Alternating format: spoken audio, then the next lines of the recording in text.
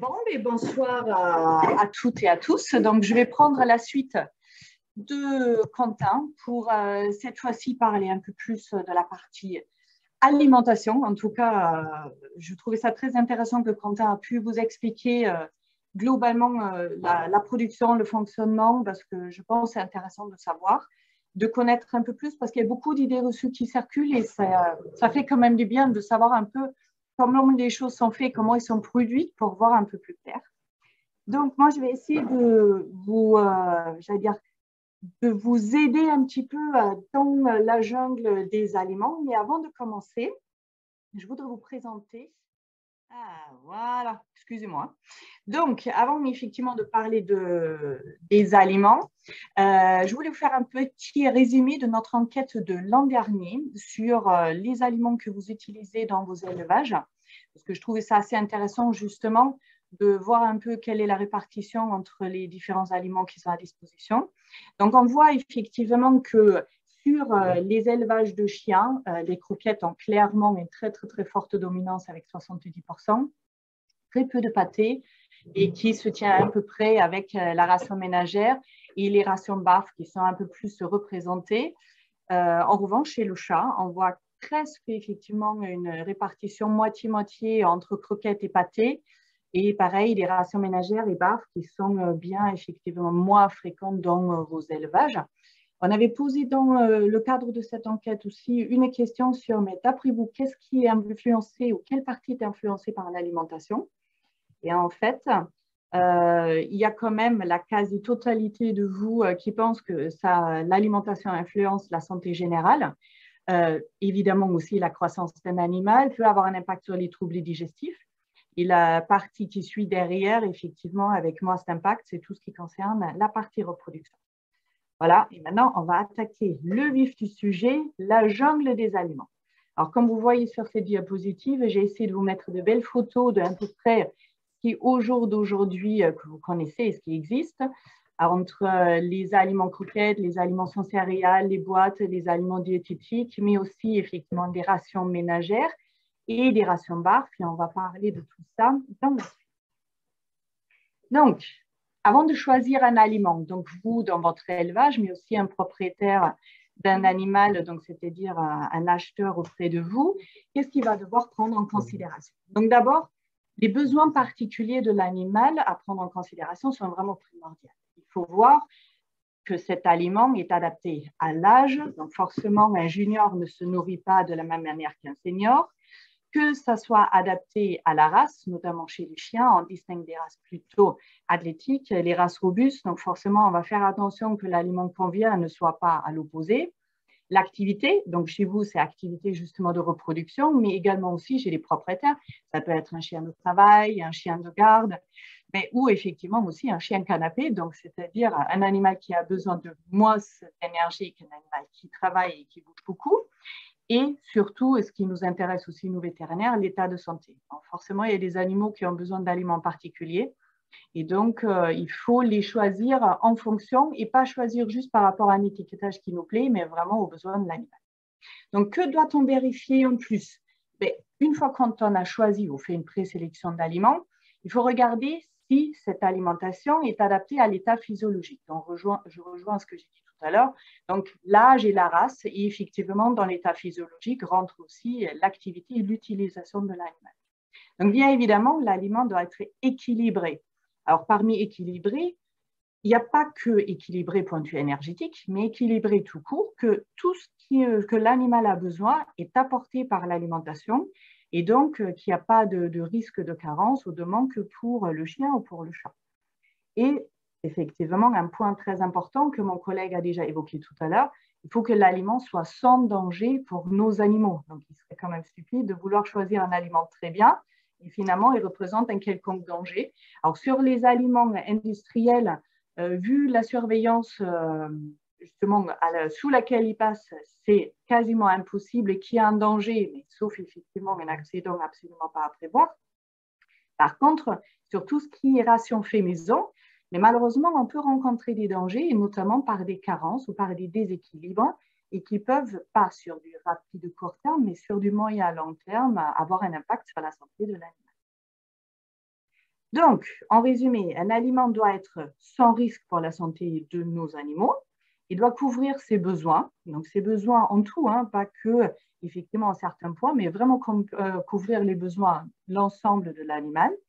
Et aussi, et je trouve que c'est important pour nous vétérinaires, mais aussi pour vous éleveurs à prendre en considération, c'est les attentes des acheteurs. Alors là, forcément, je parle acheteurs de croquettes, mais mine de rien, si vous recommandez un aliment dans la poursuite, effectivement, d'un chiot ou d'un chaton qui sort de votre élevage, mais il est intéressant d'avoir discuté avec le futur acquéreur pour savoir mais qu'est-ce qu'il veut, à quoi il s'intéresse. Et comme ça, il y a aussi effectivement des conseils et des éléments à apporter à ce moment-là.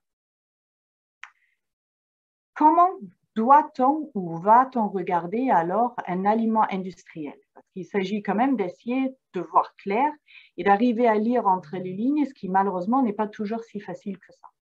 Donc, qu'est-ce qu'on va regarder? La composition, bon, ça c'est toute la liste. Je vais revenir là-dessus tout à l'heure en détail, et aussi notamment quand on va parler des exemples, des matières premières qui sont utilisées. Ensuite, vous avez ce qu'on appelle les constituants analytiques. Donc, c'est très simple. C'est les pourcentages. Ça peut être dans un petit encadré. Ça peut être dans la suite, effectivement, de la déclaration des matières premières.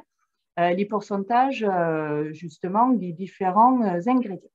Les additifs, je ne vais pas m'attarder là-dessus. Mon collègue en a déjà parlé. Et vous trouvez, effectivement, aussi sur le sac, le tableau des rations journalières.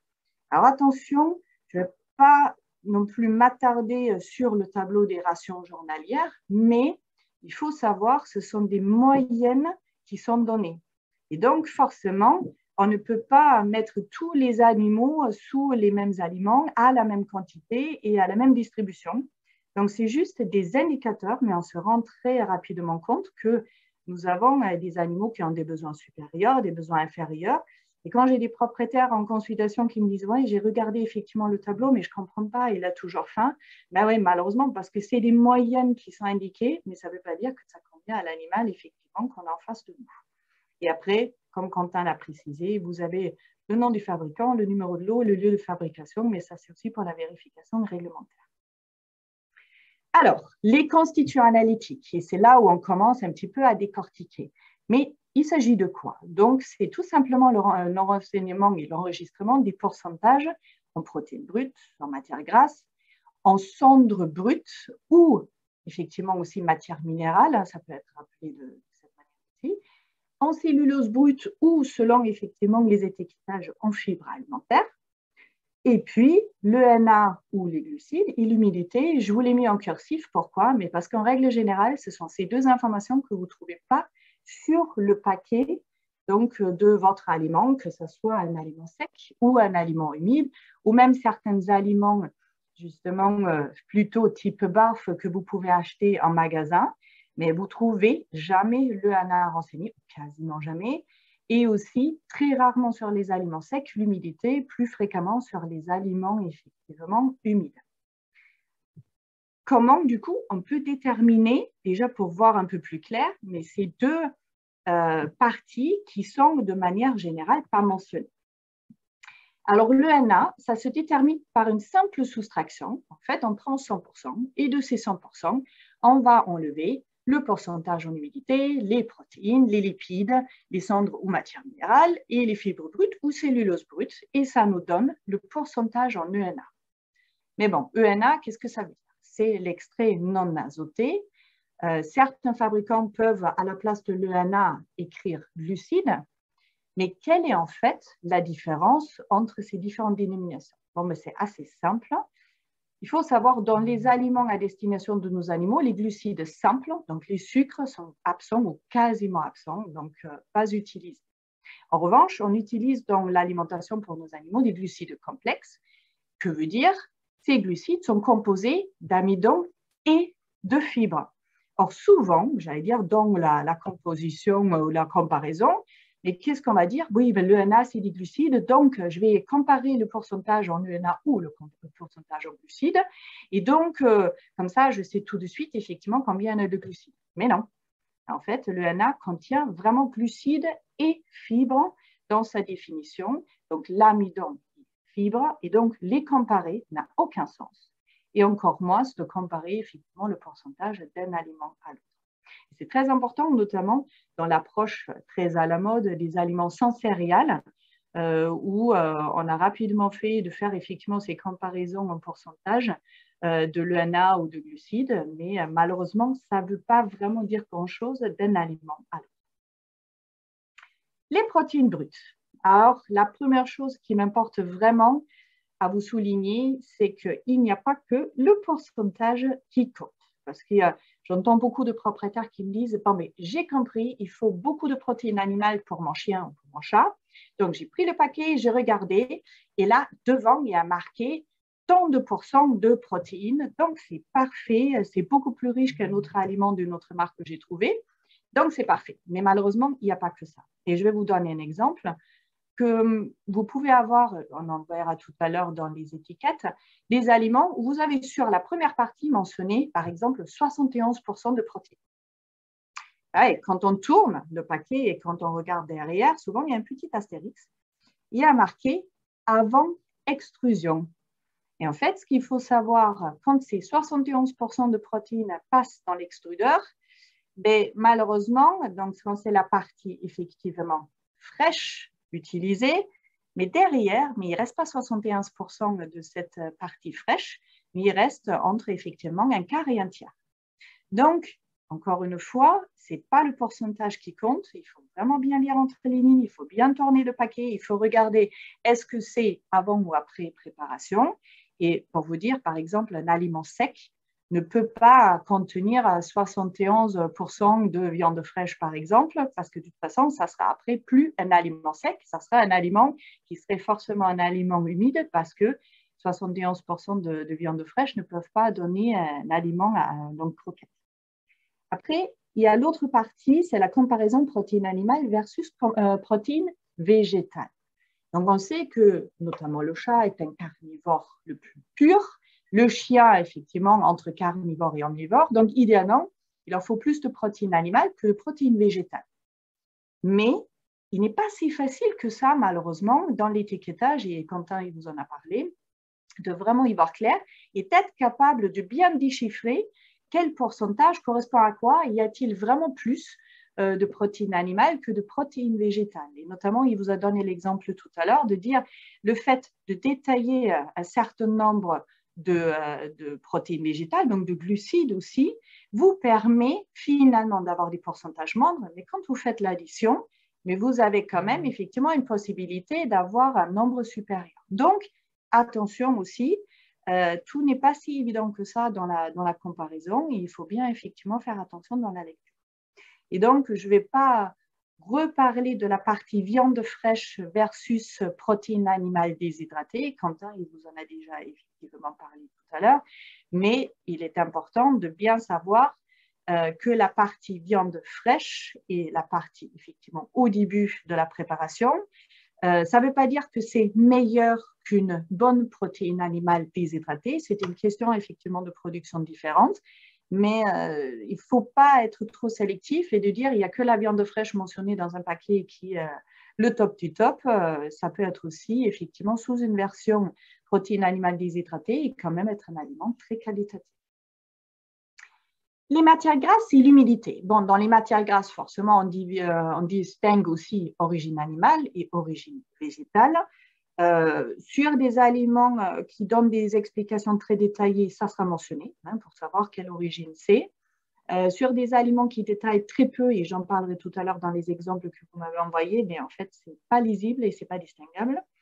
Dans la partie matière grasse, forcément, rentrent aussi des acides gras essentiels, comme leur nom l'indique, mais ils sont essentiels, donc ils doivent être apportés par la nourriture parce que le corps ne peut pas le synthétiser d'eux-mêmes.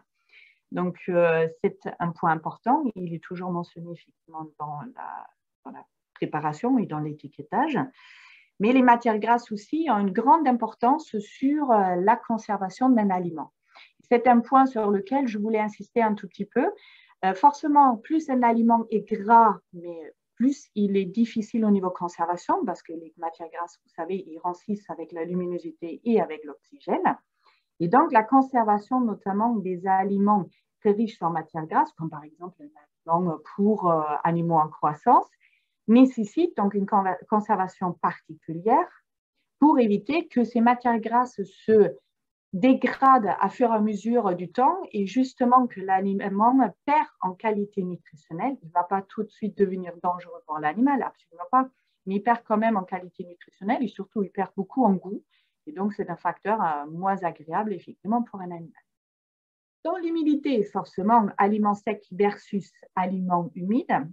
Donc, encore une fois, sur les aliments secs, vous avez très rarement renseigné l'humidité, beaucoup plus sur les aliments humides, où vous trouvez sur l'étiquette de la boîte quel est effectivement le pourcentage d'humidité. Dans la partie croquettes, souvent, on s'aide un petit peu d'une moyenne. Donc, il n'est pas rare qu'on se sert d'une moyenne pour pouvoir dire justement si on a besoin pour calculer le ANA, on va se baser là-dessus, mais forcément, c'est un peu imprécis. Si on peut avoir les précisions par le fabricant, c'est davantage mieux, mais on ne l'a pas effectivement de manière systématique. Par contre, dans les rations ménagères, mais d'établir l'humidité dans cette ration, elle est totalement impossible. Et donc, il n'est pas faisable de vraiment calculer la partie humidité dans cette ration ménagère parce que tout dépend aussi de la fabrication. Alors, les cendres ou matières minérales. Donc, c'est la matière inorganique, donc les minéraux qui sont mentionnés donc, sous ce mot cendre brute. Et ce qui m'est important, j'allais dire pour le tourner très poliment, c'est de faire attention aux idées reçues sur ces cendres brutes. Parce que j'entends souvent, oh, cet aliment, il y a tant de pourcentage de cendres, donc c'est très mauvais parce qu'en fait, ça contient beaucoup de choses qui sont indigestes pour l'animal. Et donc, du coup, entre guillemets, ça rentre comme ça sort. Donc, voilà, comme les cendres, c'est ce qui reste comme résidu. Donc, c'est pas bon. Et c'est un peu un moyen déjà de distinguer bon aliment versus mauvais aliment. Mais malheureusement, il n'y a pas ça.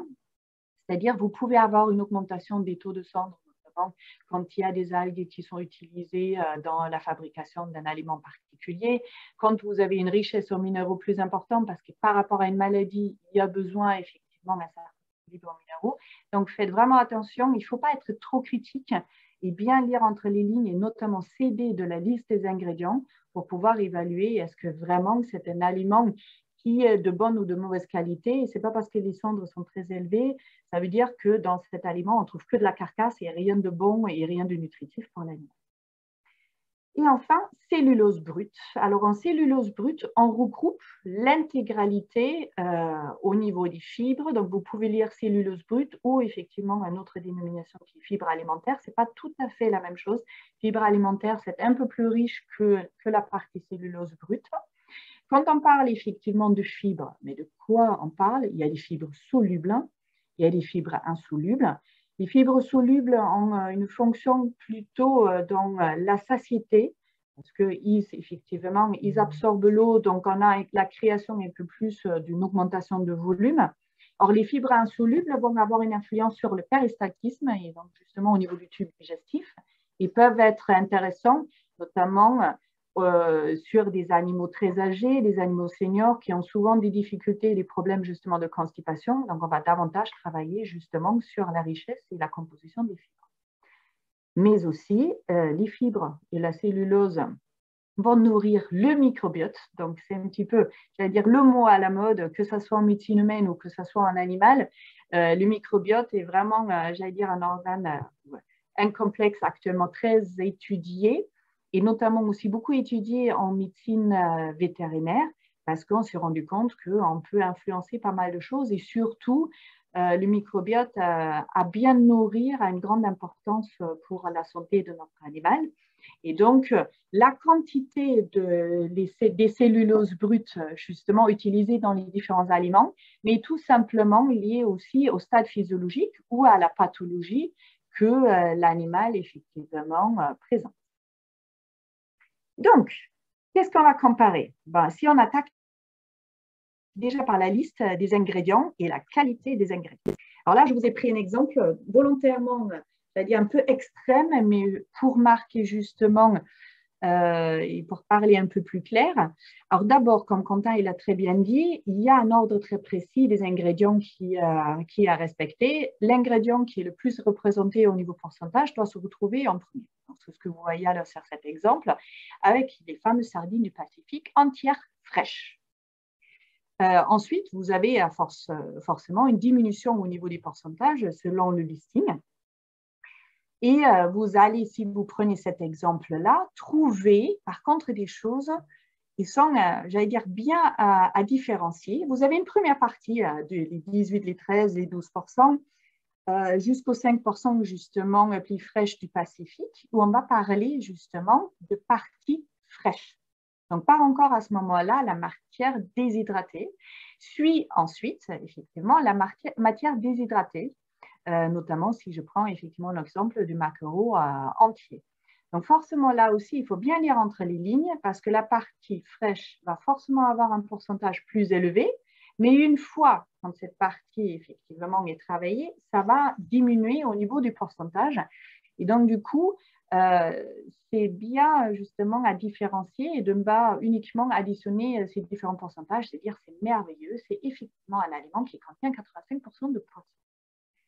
Les additifs sont les choses que vous trouvez effectivement rajoutées. Je n'en parle pas par rapport à ce que Quentin vous a déjà expliqué, mais je voudrais perdre un mot sur les ajouts, comme je les appelle, à la mode.